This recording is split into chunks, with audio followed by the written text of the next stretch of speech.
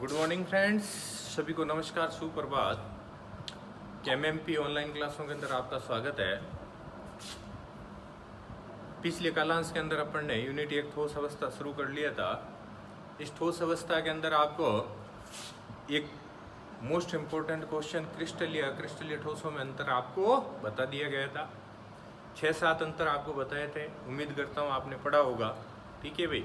अब इन अंतरों के अंदर मैं आपको बताऊं, 2 शब्द आए थे। एक अंतर आया था, आपको अगर याद हो, क्रिस्टलीय ठोसों में कौन सा गुण होता है? विषम देशिकता का गुण। क्रिस्टलीय ठोसों में कौन सा गुण होता है? विषम देशिकता का गुण आपके पाया जाता है। ठीक है ना। और अक्रिस्टलीय ठोसों में कौन सा है? समदेशिकता। इनमें था आपकी विषम देशिकता का गुण। ठीक है। और अक्रिस्टलीय ठोसों में कौन सा गुण था? आपके समदेशिकता का गुण आपके होता है। अक्रिस्टलीय ठोसों में क्या है? आपके समदेशिकता का गुण आपके होता है। अब देखिए क्या होता है, किसे कहते हैं समदेशिकता? आपके देखिए क्रिस्टलीय ठोसों में सामान्यतः विषम देशिकता का गुण होता है, अर्थात इनके कुछ भौतिक गुण धर्म, ध्यान से सुनना मेरी बात को, अर्थात इनके क्या है? आपके कुछ भौतिक गुणधर्म। कुछ भौतिक गुणधर्म के अंदर जैसे मान लीजिए, आपको बता देता हूँ, इनका यांत्रिक सामर्थ्य हो सकता है। यांत्रिक सामर्थ्य के अलावा अपवर्तनांक है। ठीक है, यांत्रिक सामर्थ्य है, अपवर्तनांक वगैरह है आपके। ठीक है ना। इसके अलावा विद्युत चालकता वगैरह है आपके। इसके अलावा गलनांक वगैरह है। ठीक है ना भाई। इत्यादि के जो मान होते हैं ना, वो सभी दिशाओं में क्या होते हैं? अलग अलग होते हैं। फिर से सुनिए, क्रिस्टलीय ठोसों में विषम देशिकता का गुण पाया जाता है, अर्थात इनके कुछ भौतिक गुणधर्म जैसे यांत्रिक सामर्थ्य है, अपवर्तनांक है आपके, इसके अलावा आपके विद्युत चालकता वगैरह है, गलनांक वगैरह है। ये क्या है? इनके मान क्या होते हैं? सभी दिशाओं में क्या होते हैं? अलग अलग आपके होते हैं। उस गुण को अपन क्या कहते हैं? विषम देशिकता अपन लोग कहते हैं। जबकि समदेशिकता क्या है? अक्रिस्टलीय ठोसों में समदेशिकता का गुण पाया जाता है, अर्थात इनके कुछ भौतिक गुणधर्म जैसे यांत्रिक सामर्थ्य, अपवर्तनांक वगैरह है आपके, है ना, प्रतिरोधकता है, गलनांक वगैरह है, इनके मान सभी दिशाओं में क्या होते हैं? एक समान आपके होते हैं। वो गुण क्या कहलाता है भाई? समदेशिकता आपके कहलाता है। तो याद रखना आप लोग, कई बार ये भी क्या है? आपके छोटी परिभाषा आपके पूछी जा सकती है। ठीक है ना भाई। तो ये कहलाता है समदेशिकता और विषम देशिकता। ठीक है। अब आज के पीरियड का अपना जो मेन क्वेश्चन है वो है आपके ठोसों का वर्गीकरण। और विशेषकर क्या है?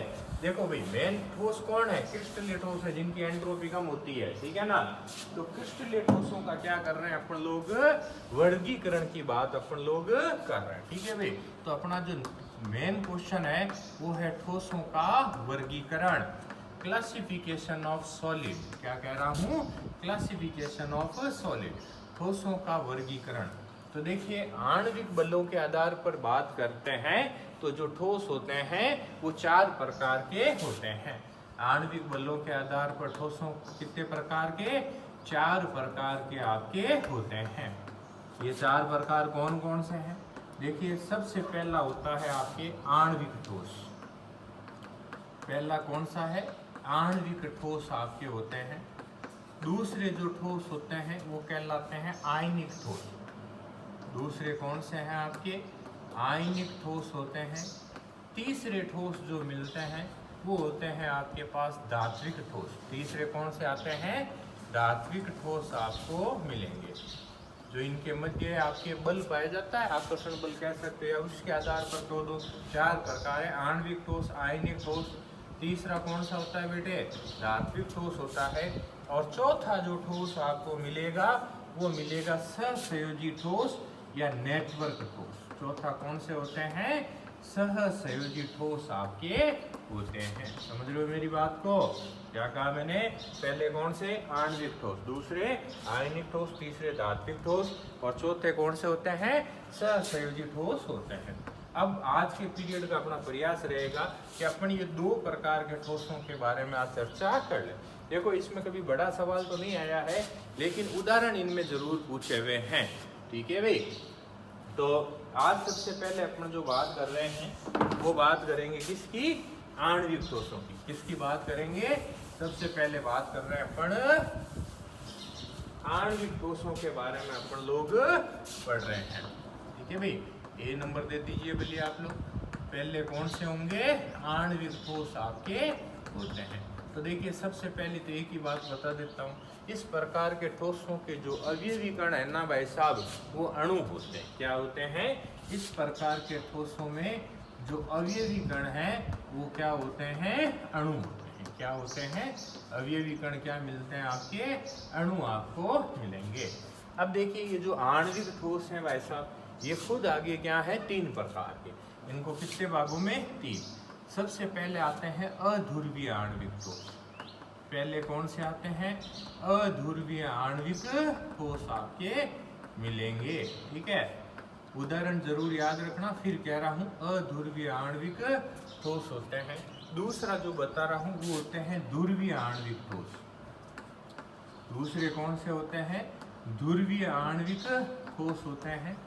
और तीसरे होते हैं हाइड्रोजन आबंधित आणविक ठोस। तीसरे कौन से होते हैं? हाइड्रोजन आबंधित आणविक ठोस। तो पहला अध्रुवीय आणविक ठोस, दूसरे कौन से? ध्रुवीय आणविक ठोस। देखिए सबसे पहले तो आपको बता देता हूँ अध्रुवीय आणविक ठोसों के बारे में। देखिए इस प्रकार के ठोसों में जो आपके अवयवी कण हैं वो कैसे? अध्रुवीय प्रकृति। कैसे आपके? अध्रुवीय प्रकृति के आपके होते हैं। ठीक है भाई, अवयवी कण कैसे? अध्रुवीय प्रकृति के आपके होते हैं। दूसरी विशेषता, इस प्रकार के ठोसों के मध्य क्या है आपके? दुर्बल वैन डर वाल बंध या आपके दुर्बल सहसंयोजक बंध पाया जा सकता है। कैसा है? इनके मध्य क्या होता है? दुर्बल वैन डर वाल्स बंध पाया जाता है। अब सबसे बड़ी बात है इसका एग्जाम। मैंने क्या कहा? एग्जाम्पल मोस्ट इंपॉर्टेंट है। तो देखिए अध्रुवीय आणविक ठोसों के उदाहरण के अंदर जैसे हाइड्रोजन है, नाइट्रोजन है, क्लोरीन है, आयोडीन वगैरह है आपके। इसके अलावा जैसे क्रिप्टॉन वगैरह है, यानी जो उत्कृष्ट गैस है वो इसके अंदर आपके आ सकती है। ठीक है भाई, nitrogen, hydrogen, chlorine, iodine, krypton उत्कृष्ट गैस है वगैरह है, इस कैटेगरी के अंदर आती है अध्रुवीय आणविक ठोस। दूसरी बात बताऊं, ये जो अध्रुवीय आणविक ठोस होते हैं ना, ये विद्युत के क्या होते हैं? कुचालक। ये विद्युत के क्या है आपके? कुचालक आपके होते हैं। ठीक है भाई, विद्युत के क्या है? कुचालक आपके होते हैं। और इसके संबंध में आपको बताऊं, सामान्यतः देखो निम्न ताप पर तो ये ठोस अवस्था में होते हैं। क्या होते हैं आपके? निम्न ताप पर कौन सी अवस्था में? ये आपके ठोस अवस्था में।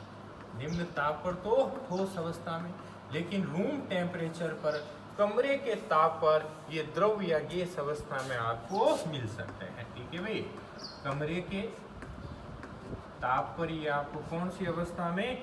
द्रव या गैस अवस्था के अंदर आपके मिलते हैं। कमरे के तापमान पर कौन सी अवस्था में? द्रव या गैस अवस्था के अंदर ये आपके मिलते हैं। तो फिर से सुनिए, अध्रुवीय आणविक ठोसों में क्या है? इनके अवयवी कण अध्रुवीय प्रकृति के होते हैं। दुर्बल वैन डर वाल बंध इनमें होता है। हाइड्रोजन, नाइट्रोजन, क्लोरीन, आयोडीन उत्कृष्ट गैस है, इसके उदाहरण है। सामान्यतः ये विद्युत के कुचालक माने जाते हैं। निम्न ताप पर ठोस अवस्था में, और कमरे के ताप पर ये क्या? द्रव या गैस अवस्था। इसके बाद एक और बता दूं, ध्यान रखना, अध्रुवीय आणविक ठोसों में जो ठोस अवस्था में है ना, वो आयोडीन, याद रखना। अध्रुवीय आणविक ठोसों में ठोस अवस्था में जो मिलते हैं वो कौन सी है? आयोडीन होती है। अरे आप सब जानते हो इसमें उदर्वपातन का गुण पाया जाता है। ठीक है भाई, इसके अलावा अब बात करते हैं ध्रुवीय। तो सबसे पहले तो इस प्रकार के ठोसों में जो अवयवी कण है वो कैसी? ध्रुवीय प्रकृति के। कैसी प्रकृति के? ध्रुवीय प्रकृति के आपके मिलेंगे। दूसरी बात मैंने बताई, इनमें दुर्बल वैन डर वाल बंध है, तो इनमें क्या है? प्रबल वैन डर वाल बंध पाया जाता है, तथा ये आपके द्विध्रुव आकर्षण भी इनमें मिल सकता है। तो प्रबल वैन डर वाल बंध इनके अंदर पाया जाता है। ठीक है भाई, इसके अलावा तीसरी बात, सबसे इंपॉर्टेंट बात जो बोर्ड ने पूछ, मैं कह रहा हूँ इसमें सबसे इंपॉर्टेंट पॉइंट यही है। ठीक है ना, उदाहरण वाला। तो इसकी ध्रुवीय आणविक ठोसों की उदाहरण की बात करते हैं, तो इसमें उदाहरण आपके अमोनिया मिल सकता है, सल्फर डाइऑक्साइड, कौन सी है? सल्फर डाइऑक्साइड है, CHCl3 है। ठीक है ना, ये क्या है आपके? इसमें ध्रुवीय आणविक ठोसों के उदाहरण अमोनिया, सल्फर डाइऑक्साइड, HCl भी हो सकता है। ये क्या है आपके ध्रुवीय आणविक ठोसों के उदाहरण होते हैं। बाकी तो ये विद्युत के आपके क्या है कुचालक है, तो ये विद्युत के क्या होते हैं द्रवित अवस्था में सुचालक होते हैं। ये भी निम्न ताप पर ठोस अवस्था में, रूम टेम्परेचर पर द्रव व गैस अवस्था में। और इनकी ठोस अवस्था का जो सबसे बढ़िया उदाहरण है वो होते हैं उच्चतर हाइड्रोकार्बन व मोम। याद रखना, उच्चतर हाइड्रोकार्बन और क्या मिलता है मोम। ठीक है भाई, उच्चतर हाइड्रोकार्बन और मोम इसके मामला इसका ठोस अवस्था का होता है। ठीक है भाई, तो ये कहलाते हैं ध्रुवीय आणविक ठोस और कौन से अध्रुवीय आणविक ठोस। इसी तरह से इसका जो तीसरा प्रकार आता है वो कौन सा होता है हाइड्रोजन बंधित आणविक ठोस। कौन सा होता है हाइड्रोजन बंधित आणविक ठोस आपके होते हैं। तो तीसरा आणविक ठोसों में हाइड्रोजन बंधित आणविक ठोस। तो सिंपल सी परिभाषा है आपके, देखो याद हो तो एक हाइड्रोजन बंध की परिभाषा बताई हो कभी मैंने। हाइड्रोजन जब अपने से उच्च विद्युत ऋणी तत्वों से सहयोग करके यौगिक बनाता है तो वो क्या कहलाते हैं हाइड्रोजन बंधित आणविक ठोस। हाइड्रोजन क्या है जब अपने से उच्च विद्युत ऋणी तत्वों से सहयोग करके यौगिक बनाता है तो वो क्या होते हैं हाइड्रोजन बंधित आणविक ठोस होते हैं। यानी इस प्रकार के ठोसों में कौन सा बंध होता है हाइड्रोजन बॉन्ड पाया जाता है। इस प्रकार के ठोसों में कौन सा बंध है हाइड्रोजन बंध आपके पाया जाता है। अब इसके उदाहरण की बात करते हैं तो उदाहरण सबसे बढ़िया उदाहरण जैसे हाइड्रोजन फ्लोराइड है, जल है, अमोनिया है। आगे बात समझ में आती है, इन सब में कौन सा बॉन्ड होता है हाइड्रोजन बॉन्ड होता है। ठीक है भाई, अब बात करते हैं जैसे H2O की। अपन सब जानते हैं निम्न ताप पर कौन सी अवस्था में ठोस अवस्था में, निम्न ताप पर ये कौन सी अवस्था में ठोस अवस्था में, लेकिन उच्चतर टेम्परेचर पर ये द्रव व गैस अवस्था में भी मिलते हैं। कौन से उच्च ताप पर ये कौन सी अवस्था में द्रव अवस्था में भी होते हैं और कौन सी अवस्था में गैस अवस्था में भी ये पाए जाते हैं। ठीक है भाई, निम्न ताप पर ठोस उच्चतर जानते हैं अपन। निम्न टेम्परेचर पर पानी क्या है बर्फ होता है, उसके बाद थोड़ा टेम्परेचर बढ़ाइए द्रव होता है, हाई टेम्परेचर क्या बन जाती है पानी की वाष्प बन जाती है।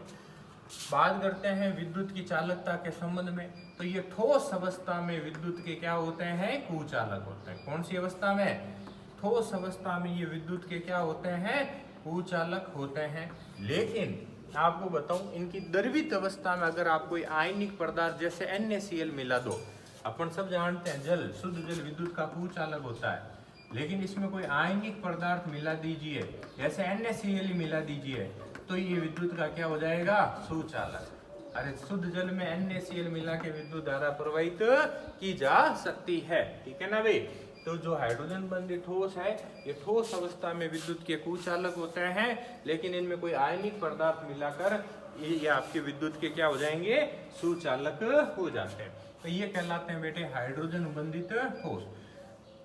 तो इसके भी उदाहरण जरूर याद रखना, HF, H2O, NH3 ये क्या होते हैं हाइड्रोजन बंधित आणविक ठोस आपके होते हैं। ठीक है भाई, तो ये इस तरह से आपकी पहली कैटेगरी कौन सी हो जाती है आणविक ठोसों की हो जाती है। इस आणविक ठोसों के अंदर कितनी कैटेगरी बताई हुई आपके 3 कैटेगरी बता दी। पहला बताया अध्रुवीय, दूसरा बताया ध्रुवीय और तीसरा कौन सा था हाइड्रोजन बंधित। अब इस कैटेगरी के अंदर आपके जो दूसरे बताए गए वो कौन से थे आयनिक ठोस थे। इस कैटेगरी के अंदर दूसरा जो था वो कौन से थे आपके आयनिक ठोस होते हैं। तो देखिए इस कैटेगरी के अंदर सेकंड कौन से हैं आयनिक ठोस आपके होते हैं। तो सबसे पहले 5-7 पॉइंट बता देता हूँ इसके संबंध में। आयनिक ठोस सबसे पहले इस प्रकार के ठोसों के जो अवयवी कण हैं वो क्या होते हैं आयन होते हैं। ठीक है भाई, क्या कहा मैंने, इस प्रकार के ठोसों के जो अवयवी कण हैं वो क्या है आयन। ठोसों के अवयवी कण क्या होते हैं भाई आयन होते हैं। यानी कहने का मतलब इस प्रकार के जो ठोस होते हैं ना एक धनायन और ऋणायन से मिलकर बने होते हैं। इस प्रकार के ठोस किससे मिलकर बने होते हैं? धनायन व किससे मिलकर बने होते हैं? ऋणायन से मिलकर बने। अब धनायन और ऋणायन कहते दिमाग में कोई भी उदाहरण आ सकता है, अपनी लेब भरी पड़ी है, ठीक है ना, जैसे NaCl भी कैसा ठोस है? आयनिक ठोस है। जैसे KCl वगैरह है, कैसे ठोस हैं? आयनिक ठोस होते हैं आपके, ठीक है ना भाई। उसके बाद और बताता हूँ, ये जो आयनिक ठोस होते हैं ना भाई साहब, ठोस अवस्था में विद्युत के क्या होते हैं? कुचालक। आयनिक ठोस जो है वो कौन सी अवस्था में? ठोस अवस्था में ये विद्युत के क्या होते हैं? कुचालक होते हैं। लेकिन ये द्रवित अवस्था में विद्युत के क्या होते हैं? सुचालक होते हैं। ये कौन सी अवस्था में? द्रवित अवस्था में विद्युत के क्या होते हैं? आपके सुचालक होते हैं। समझ गए बात को? ठोस अवस्था में विद्युत के कुचालक, द्रवित अवस्था में विद्युत के सुचालक। यानी जैसे NaCl है, ठोस होगा तो उसमें विद्युत धारा प्रवाहित नहीं होगी, आप पानी में घोल दीजिए, एनोड कैथोड लगा के आप इसमें विद्युत धारा प्रवाहित करके प्रयोग भी कर सकते हैं। इसके अलावा आपको बताता हूँ, ये जो आपके आयनिक ठोस हैं, इनके गलनांक व कथनांक के मान क्या होते हैं? आपके उच्च होते हैं। इनके गलनांक व कथनांक के मान भी क्या होते हैं? उच्च होते हैं। गलनांक व कथनांक के मान क्या है? उच्च होते हैं। गलनांक व कथनांक के मान उच्च होने का कारण है कि इनके मध्य क्या है? प्रबल विद्युत आकर्षण बल पाया जाता है, आयनिक बंध होता है। कौन सा होता है? इनके मध्य कौन सा बंध होता है? आयनिक बंध इनके मध्य आपके पाया जाता है, ठीक है भाई। कौन सा बंध पाया जाता है? आयनिक बंध आपके पाया जाता है। तो फिर से सुनिए, आयनिक ठोसों के अभिविकर्ण क्या होते हैं? आयन होते हैं। ये किससे? धनायनों और ऋणायनों से मिलकर बने होते हैं। जैसे NaCl है, KCl है, कोई भी लेब का कंपाउंड आप लिख दीजिए। ये ठोस अवस्था में विद्युत के कुचालक हैं। द्रवित अवस्था में विद्युत के क्या होते हैं? आपके सुचालक होते हैं। इनके गलनांक और कथनांक के मान क्या होते हैं भाई? आपके उच्च होते हैं, ठीक है ना। और इनके मध्य कौन सा बंध होता है? आयनिक बंध होता है। कौन सा बंध होता है? आयनिक बंध आपके पाया जाता है। अब देखो, यहाँ आपको एक होमवर्क दे रहा हूँ। याद है आपको 11th क्लास के अंदर आपके NaCl की क्रिस्टलीय जालक संरचना बनवाई थी।